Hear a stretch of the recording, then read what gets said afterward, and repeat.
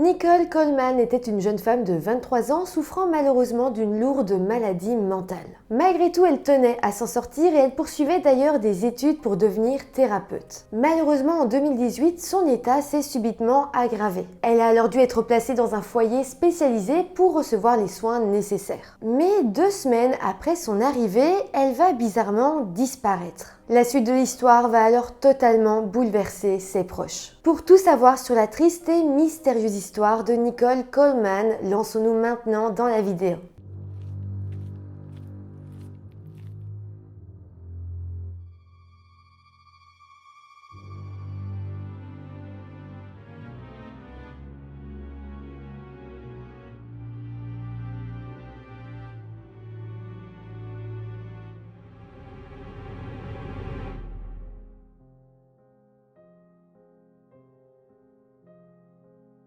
Hello tout le monde, j'espère que vous allez bien. On se retrouve aujourd'hui avec une toute nouvelle vidéo. Je suis encore un petit peu malade, donc désolée encore une fois si ma voix est un peu différente de d'habitude. J'essaie de faire mon maximum. Mis à part ça, je vous viens avec une histoire qui est encore non résolue aujourd'hui. Elle est assez récente, mais on sait déjà pas mal de choses et vous allez voir, c'est extrêmement mystérieux. Avant de commencer, comme d'habitude, je vous rappelle de vous abonner à la chaîne si ce n'est pas encore fait. Merci énormément à tous ceux qui sont abonnés, merci à tous ceux qui le feront. Et maintenant que tout ça est dit, eh bien, lançons-nous dans cette triste affaire. Nicole Coleman est née le 3 mars 1995 et a grandi aux États-Unis dans l'État du Texas, dans la ville de Houston. Elle a vécu avec ses parents, Michael Coleman et Dawn Ryan, ainsi qu'avec ses 2 sœurs. La famille de Nicole se souvient d'elle comme une jeune fille très gentille, très empathique et ayant un grand sens de l'humour. Nicole aimait également la nature, elle adorait l'océan, les arbres et les lucioles. Elle passait beaucoup de temps à se promener pour essayer d'être en communion avec la nature et en soi, elle se considérait comme une personne spirituelle. De plus, eh bien, elle adorait écrire de la poésie. Alors, malheureusement, en 2012, alors qu'elle était adolescente, Nicole va être diagnostiquée comme souffrant d'une maladie mentale. Ça a été une période très difficile dans sa vie et d'ailleurs la famille de Nicole dira qu'à son adolescence, elle était réellement dans une spirale descendante et sa vie était donc extrêmement difficile. Alors on peut l'imaginer, mais c'était donc également un moment difficile à vivre pour ses proches. Pour tout vous dire, à ses 14 ans, Nicole a en fait reçu un diagnostic comme quoi elle souffrait de bipolarité,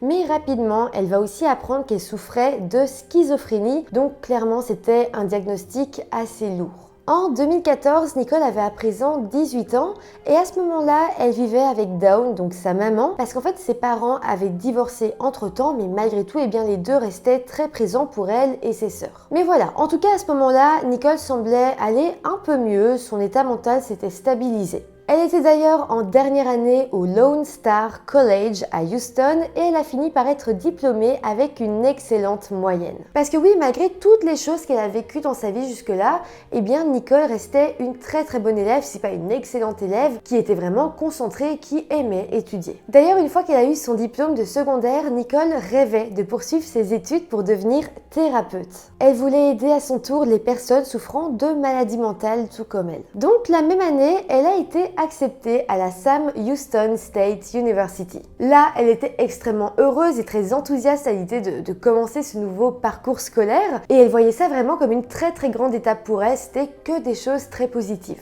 Par contre, je précise que l'université ne se trouvait pas à Houston, mais à 1 heure en voiture de là. Donc après avoir reçu la confirmation de son inscription à l'université, eh bien Nicole a commencé à chercher après un appartement pour pouvoir vivre sur le campus. C'était vraiment chouette parce que en même temps, elle allait pouvoir se découvrir une certaine indépendance. Donc voilà, les choses se sont assez bien passées et l'année va commencer. Tout se passait alors parfaitement bien pour Nicole, elle étudiait la psychologie comme elle le rêvait, elle avait son indépendance, mais malheureusement, au bout d'un certain temps, son état mental va à nouveau se détériorer. Il semblait que les choses étaient redevenues dans le même état qu'à son adolescence. Donc à nouveau, Nicole semblait retourner dans cette spirale descendante. Elle avait aussi beaucoup de mal à maintenir des amitiés, donc elle se sentait vraiment seule et elle n'avait pas beaucoup de soutien moral sur le campus. Mais Nicole essayait de s'accrocher et donc elle a tenté de se soigner elle-même. Elle a réadapté toute seule les doses de ses médicaments et a essayé de gérer au mieux ses problèmes de santé mentale. Je pense clairement qu'elle qu'elle voulait pas inquiéter ses proches, donc sur le moment, elle ne leur a tout simplement rien dit. Mais elle va pas pouvoir le cacher éternellement parce que oui, quand elle était sur le campus, ses parents la voyaient pas au quotidien,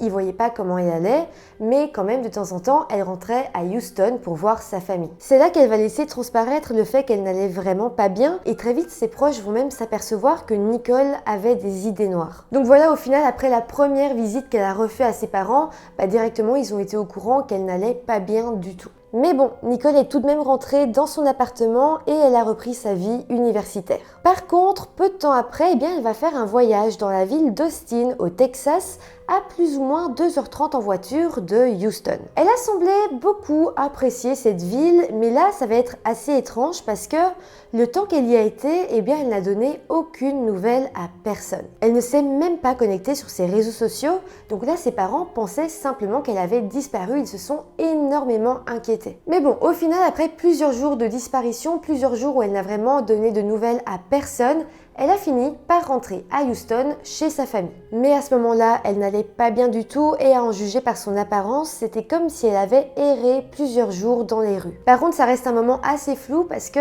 on aurait dit que Nicole elle-même se rappelait pas exactement de tout ce qu'elle avait fait. Donc voilà, c'était encore une fois la preuve que son état mental était au plus bas et qu'il fallait agir vite pour elle pour qu'elle aille mieux.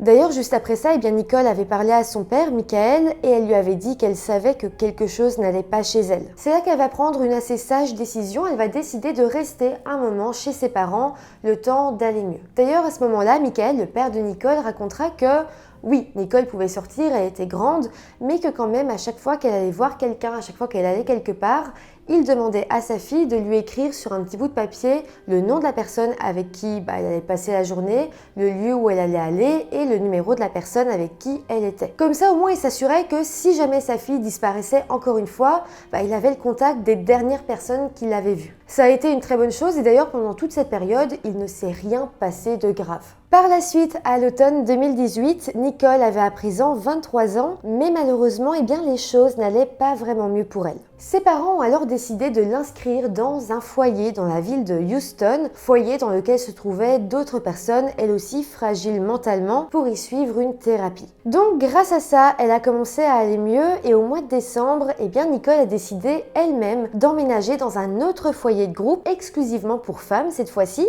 qui se trouvait dans la ville d'Austin, c'est-à-dire la ville qu'elle avait visitée peu de temps avant et qu'elle semblait avoir appréciée. Là-bas, Nicole va alors cohabiter avec 3 autres femmes et elle va suivre un traitement ainsi qu'une thérapie. Je précise bel et bien que c'était un foyer et pas un hôpital psychiatrique ou une prison. Nicole pouvait totalement aller et venir comme elle le souhaitait. Le principal, c'était simplement que le soir, quand elle rentre chez elle, elle a un endroit sûr où elle puisse se sentir bien et où elle est entourée de personnes qui peuvent vraiment s'occuper d'elle. En tout cas, après quelques jours seulement dans ce centre, Nicole va se rendre compte qu'elle s'y sentait vraiment bien et qu'elle était dans une zone assez safe en soi pour arriver à envisager l'avenir. Elle a donc commencé à se demander si elle voulait rester dans la ville d'Austin ou si plus tard elle voulait retourner vivre à Houston, donc là où ses parents vivaient, ou même si elle voulait retourner à l'université et reprendre son appartement, son indépendance et ses études. C'était vraiment chouette parce que jusque-là, elle était toujours comme fort dans le moment présent avec ses angoisses, etc. Et là, enfin, elle arrivait à imaginer l'avenir. Mais bon, malheureusement, rien de tout ça n'arrivera parce que seulement 2 semaines après que Nicole soit arrivée dans ce foyer pour femmes à Austin, elle va tout simplement disparaître. Alors, pour comprendre, on va devoir se plonger dans la journée du 28 décembre 2018. Selon ses colocataires du foyer, ce jour-là, Nicole était partie seule se promener. Elle portait à ce moment-là un pull à motif rose et blanc, un jean pantacourt et des sandalettes qui étaient d'ailleurs un petit peu trop grandes pour elle. Alors, toujours selon ses colocataires, lorsque Nicole est sortie du foyer, elle s'est dirigée vers la station-service Cool Corner. C'était clairement pas inhabituel parce que Nicole y allait assez régulièrement, donc pour le moment, tout était parfaitement normal dans l'histoire. C'était vraiment le seul petit magasin qu'il y avait à proximité, donc voilà, elle y allait assez souvent. Par contre, quand même, je précise quelque chose, c'est que c'est pas qu'elle y allait assez souvent, c'est qu'elle y allait en fait tout le temps. Alors pourquoi est-ce qu'elle se rendait autant de fois par jour à cette station-service ? on sait pas vraiment, on se dit que peut-être c'était parce qu'elle se sentait seule et que le seul moyen pour elle de voir de nouvelles têtes, c'était d'y aller. En soi, elle connaissait pas grand monde en ville, elle avait pas d'amis à Austin et donc elle devait se sentir seule et triste. C'est un peu la seule théorie qu'on aura, mis à part le fait que peut-être elle retrouvait quelqu'un dans cette station essence. Voilà, on sait pas, on se posera peut-être un peu plus la question après. En tout cas, il faut savoir que ce jour-là, les caméras de vidéosurveillance de la station-service ont pu filmer Nicole en train de traverser le parking de la station. À ce moment-là, quand elle a été filmée, il était 17h26 et vraiment, elle a juste traversé le parking, elle s'est pas du tout arrêtée. Mais ensuite, à 18h07, les caméras l'ont à nouveau filmée en train de marcher seule dans le parking et d'ailleurs, on ne la voit pas rentrer dans la station-service, mais sa direction laissait penser qu'elle y allait. Alors, où est-ce qu'elle a été avant? Qu'est-ce qu'elle a fait pendant une demi-heure? On ne sait pas, mais là, en tout cas, elle était rentrée dans la station-service. Donc là encore, on peut se demander si elle est rentrée cette fois pour acheter quelque chose ou si elle comptait y rencontrer quelqu'un. Par contre, une chose est sûre, c'est qu'après ça, eh bien, plus personne ne l'a revue en vie. Assez rapidement, ensuite, les membres de son foyer vont commencer à s'inquiéter de ne pas la voir revenir. Alors, comme je vous l'ai dit, c'était pas une prison, elle pouvait partir, mais bon, ça restait quand même assez inquiétant. Donc le lendemain, quand on s'est rendu compte qu'elle n'avait pas passé la nuit au foyer, eh bien, les gérants de l'endroit ont décidé de prévenir sa famille. Là, quand ils ont reçu la nouvelle, ses parents ont été extrêmement inquiets parce que eux non plus n'avaient pas eu de nouvelles de leur fille depuis quand même déjà un petit temps. La dernière fois que l'un d'entre eux avait eu des nouvelles de Nicole, c'était le 24 décembre, donc la veille de Noël. Nicole avait en fait appelé sa grand-mère ce jour-là, donc Gillian Coleman Wheeler, et c'est en soi la dernière personne de sa famille à avoir entendu la voix de Nicole. Mis à part ça, oui, Nicole avait envoyé un message pour souhaiter un bon réveillon de Noël à ses parents le jour même, mais c'est tout. Et donc depuis lors, ses parents, sa famille n'avaient reçu aucun message d'elle, aucun signe de vie. Et puis, comme je vous l'ai dit, eh bien, le 28 décembre, elle avait tout simplement disparu à la station-service en face de son foyer. Donc là, c'est quand même très étrange et on a beaucoup de points d'interrogation. Pourquoi est-ce qu'elle n'a pas donné plus de nouvelles à ses parents, surtout que c'était Noël? Pourquoi elle s'est autant de fois rendue à cette station essence? Qu'est-ce qu'elle y a fait quand elle y est rentrée à 18h26? Et surtout, où est-ce qu'elle était à présent? Le 31 décembre, eh bien, Nicole n'avait toujours pas été retrouvée. Par contre, et malheureusement, c'est ce jour-là qu'on va faire une triste découverte. En fait, la police va être contactée par un cycliste qui avait l'habitude de faire le même itinéraire tous les jours. C'est-à-dire que chaque jour, il partait à travers les bois qui se trouvaient près du boulevard Ed Bluestein à Austin.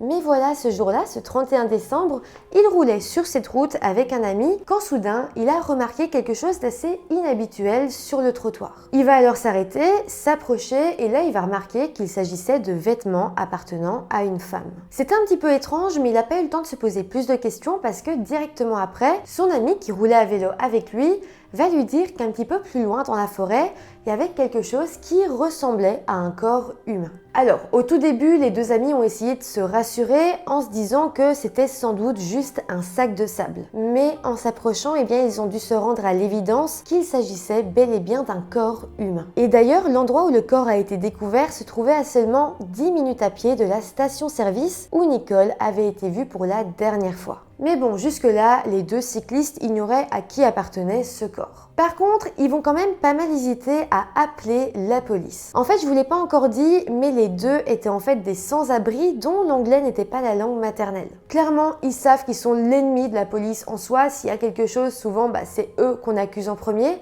Donc là, le fait qu'ils trouvent un corps humain, le corps d'une femme, ils se disaient que s'ils appelaient la police, ils seraient sans doute les suspects principaux et ils n'avaient pas du tout envie de se mettre dans cette situation. Mais bon, et heureusement, après réflexion, ils se sont dit que la situation était bien trop grave et ils ont donc marché 10 minutes vers la fameuse station-service et sur place, eh bien, ils ont demandé à appeler le 911. Là, ils ont déclaré avoir trouvé le corps d'une femme et ils sont restés sur les lieux pour parler à la police de ce qu'ils avaient trouvé. À ce moment-là, il était 17h30 lorsque les autorités sont arrivées sur les lieux et en très peu de temps, eh bien, ils ont compris qu'il s'agissait du corps de Nicole, la jeune fille de 23 ans disparue de son foyer 3 jours plus tôt. Un médecin légiste a évidemment été appelé sur place et il a alors déclaré Nicole comme décédée à 17h49.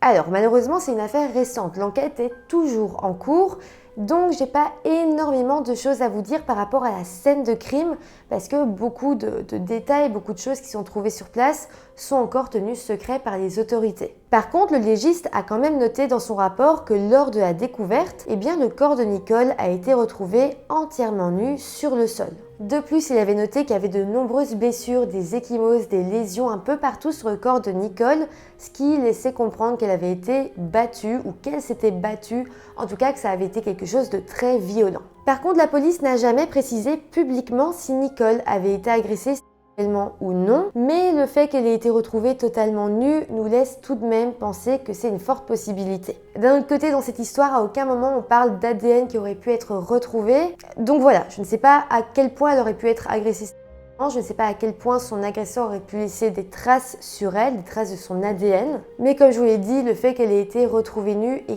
couverte de coups laisse quand même entrevoir ce qui aurait pu se passer. En tout cas, 2 jours après la découverte du corps de Nicole, la police a ouvert une conférence de presse. Tout d'abord, ils décriront Nicole comme étant une victime dite à haut risque. C'est-à-dire que selon eux, le fait qu'elle soit nouvelle en ville, le fait qu'elle ne connaisse personne, qu'elle se balade seule, qu'elle soit une jeune femme, qu'elle soit aussi victime de maladie mentale, faisait d'elle une proie facile. Proie facile pour une personne qui aurait bien évidemment de très mauvaises intentions. D'ailleurs, les enquêteurs ont confirmé qu'elle avait bel et bien été assassinée et qu'on était donc dans une enquête pour homicide. Cette conférence de presse, elle servait à quoi? De 1, pour avertir la population de ce qu'il s'était passé, du fait qu'une jeune femme avait été assassinée, et aussi et surtout, le but était de recueillir un maximum de témoignages. Les enquêteurs ont d'ailleurs diffusé les images de vidéosurveillance où l'on pouvait voir Nicole marcher sur le parking de la station-service au cas où quelqu'un la reconnaîtrait, ou même au cas où quelqu'un se rappellerait avoir vu ou entendu quelque chose ce jour-là dans la zone.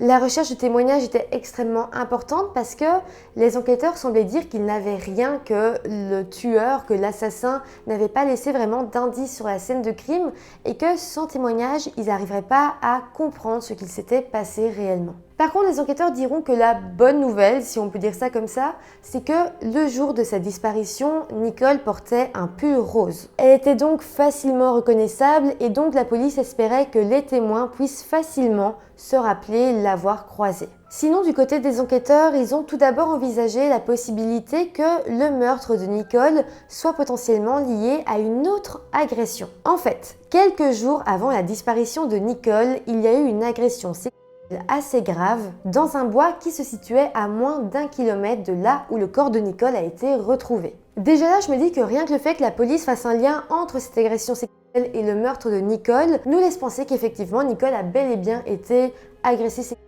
Sinon ce lien ne se serait jamais fait. En tout cas, cette agression qui a eu lieu quelques jours avant est quand même assez importante, c'est une piste qui est extrêmement importante, donc je vais faire une petite parenthèse pour vous raconter ce qu'il s'est passé. Ça s'est donc passé le 21 décembre 2018, c'est-à-dire 7 jours avant que Nicole ne disparaisse à la station-service. Ce jour-là, une femme qu'on va appeler Marie était allée au parc et elle avait commencé à cuisiner de la nourriture sur le grill du parc. Mais voilà, alors qu'elle cuisinait, elle va remarquer qu'un homme bien plus âgé qu'elle la regardait. Cet homme, il sera d'ailleurs identifié, on sait qui il est et il s'appelle David Green.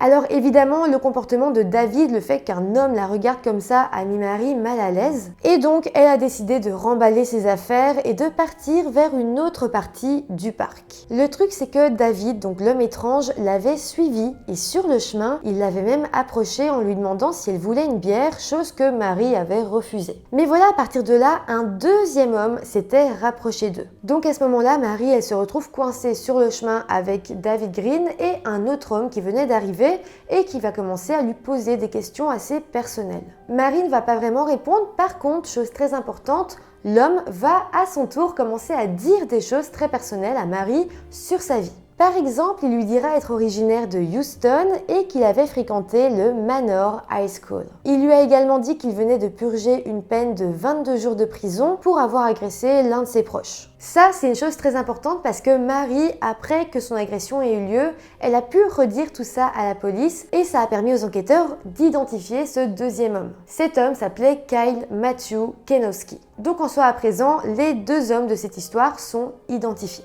Mais poursuivons, donc à ce moment-là, Marie, comme je vous l'ai dit, se retrouve coincée entre David et Kyle. D'ailleurs, à ce moment-là, eh bien, les deux hommes vont commencer à se regarder et ils vont parler entre eux.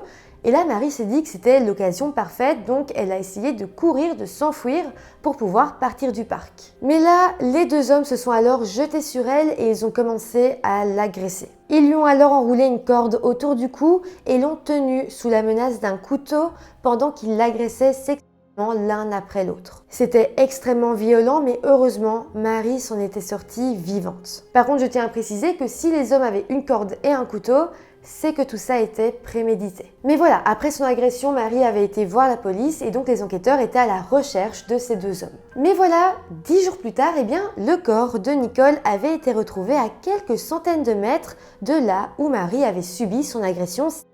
Évidemment, en sachant ça, c'était difficile de ne pas faire un lien entre ces deux événements. D'ailleurs, après, eh bien, les deux hommes suspects ont été retrouvés par les policiers. Mais voilà, il fallait encore prouver qu'ils avaient un lien dans l'affaire de la mort de Nicole. Ça va s'avérer assez difficile parce que, dans un premier temps, si les enquêteurs ont pu faire un lien entre ces deux affaires, c'est parce que le corps de Nicole a été retrouvé assez proche de là où avait eu lieu l'agression sexuelle. Mais je tiens quand même à vous rappeler quelque chose. Les cyclistes qui ont retrouvé le corps de Nicole passaient par ce même chemin tous les jours et pourtant au moment où ils ont vu le corps, ça faisait 3 jours que Nicole était portée disparue. Ça veut donc dire que si elle avait été laissée là dès le jour de sa disparition, dès le 28 décembre, les cyclistes auraient sûrement découvert son corps bien plus tôt. Donc le fait qu'ils ont découvert le corps plutôt le 31 décembre laisse penser que quelqu'un aurait pu le déplacer. Déjà, rien qu'avec cette subtilité, ça devenait plus difficile de pouvoir lier la mort de Nicole à cette agression sexuelle, bien que, selon les enquêteurs, c'était sûr qu'il devait y avoir un lien. Mais bon, quelques semaines plus tard, les enquêteurs vont à nouveau faire une conférence de presse et l'un d'eux a déclaré qu'il n'y avait, selon lui, finalement aucun lien entre l'agression et le meurtre de Nicole. Donc voilà, cette piste a finalement été abandonnée. Alors, on ne sait pas exactement pourquoi cette piste a finalement été abandonnée, mais on imagine que c'est parce que les autorités n'avaient finalement trouvé aucune preuve reliant les auteurs de l'agression à Nicole. Mais bon, malgré tout, la police ne s'est pas laissée démonter et ils ont continué à enquêter. Ils ont alors lancé un très grand appel à témoignages en espérant que quelqu'un puisse venir les aider. De plus, ils ont parlé à plus d'une centaine de personnes qui étaient tous des proches ou des connaissances de Nicole, au cas où, eh bien, un petit peu avant sa mort, elle aurait pu leur parler de quelque chose ou au cas où ils avaient pu remarquer quelque chose. Mais bon, au final, ça va s'avérer assez difficile parce que les amis les plus proches de Nicole étaient assez réticents à l'idée de parler à la police comme s'ils avaient peur. Enfin voilà, ça a été un petit peu compliqué, donc les enquêteurs n'ont pas pu en tirer beaucoup de choses. Là, ils vont alors essayer de reconstituer tout ce que Nicole avait pu faire dans les semaines précédant sa mort. C'est généralement ce qu'on fait quand quelqu'un disparaît ou quand quelqu'un se fait assassiner. On essaie de comprendre ce qu'il a fait avant pour comprendre un petit peu comment il en est venu à cette situation dramatique. Mais là encore, c'était extrêmement difficile parce que Nicole était à Austin depuis seulement 2 semaines. On ne connaissait pas ses habitudes, on ne savait même pas vraiment qui elle connaissait, qui est-ce qu'elle avait rencontré. C'était un petit peu le néant. Donc là, dites-vous bien que la situation était encore plus énigmatique parce que, en temps normal, dans ce genre d'affaires, on arrive un petit peu à comprendre si la victime a été agressée par quelqu'un qu'elle connaissait ou non. Mais ici, c'était même impossible de déterminer si Nicole connaissait ou non son agresseur. Donc vraiment, les enquêteurs n'avaient pas grand-chose pour les aider. En fait, c'est aussi la même chose. En temps normal, on arrive à savoir si une attaque est aléatoire ou si elle est visée. Mais donc ici, ça aussi, ça restait un mystère. Au final, eh bien, une année est passée sans que rien ne soit découvert. À l'occasion du premier anniversaire de la mort de Nicole, la police et les membres de sa famille ont alors de nouveau tenu une conférence de presse. Ils ont alors expliqué aux journalistes qu'en 1 an, aucune arrestation n'avait eu lieu, mais que malgré tout, toute la police était déterminée à poursuivre l'enquête afin que l'affaire ne reste pas inactive. Les autorités ont également déclaré que selon eux, il était possible que 2 personnes soient impliquées dans la mort de Nicole. En fait, ils ont expliqué que si son corps a bel et bien été déplacé 3 jours après son meurtre, eh bien peut-être qu'une deuxième personne serait venue aider l'assassin à déplacer le corps de Nicole. Donc dans cette hypothèse, on imagine qu'elle aurait été tuée le 28 décembre et que le 31 décembre, elle aurait été déposée là où son corps a été retrouvé. Mis à part ça aussi, à cette conférence de presse, Gillian, donc la mamie de Nicole, prendra elle aussi la parole et dira « Quelqu'un, quelque part, a des informations qu'il n'a pas fournies. Cette personne qui a tué Nicole est dangereuse, elle fait peur et il a peut-être blessé ou tué d'autres femmes dont nous ignorons l'existence. C'est quelqu'un qui est capable d'une énorme quantité de rage, ce type ou ces types sont là et les femmes sont en danger. » Le père de Nicole, Michael Coleman, a de son côté écrit un long message sur Facebook après le décès de sa fille. Ce long message était un petit peu présenté comme une lettre d'adieu où il écrivait énormément de choses sur sa fille, sur sa mort, mais aussi sur toute sa vie. Et d'ailleurs, c'est notamment grâce à ce message qu'on en sait autant sur Nicole. Dans cette lettre, il aborde le fait que oui, sa fille avait des problèmes mentaux, qu'elle n'allait pas bien, mais que ce n'était qu'une partie de l'histoire. Il dira que sa mort, son assassinat, n'était pas forcément en lien avec ses problèmes de santé mentale. Nikki, je veux que les gens sachent que tu représentais bien plus que tes simples problèmes de santé mentale. En tout cas, aujourd'hui, en 2024, on ne sait toujours pas ce qui lui est réellement arrivé et le coupable est donc toujours en liberté. Sa famille cherche toujours désespérément des réponses et tout ce qu'on peut leur souhaiter vraiment, c'est qu'un jour, quelqu'un témoigne, que quelqu'un ose dire la vérité et qu'enfin, justice puisse être rendue et Nicole puisse reposer en paix. Voilà, c'est comme ça que se termine cette triste histoire. J'en ai pas beaucoup entendu parler, en tout cas dans l'univers francophone, donc n'hésitez pas à me dire si vous connaissiez cette affaire. N'hésitez pas non plus à me dire tout ce que vous en pensez, à me donner toutes vos théories, ça m'intéresse beaucoup. N'hésitez pas non plus à vous abonner à la chaîne, à mettre des petits pouces en haut et moi je vous dis à très bientôt pour une toute nouvelle vidéo. Bye!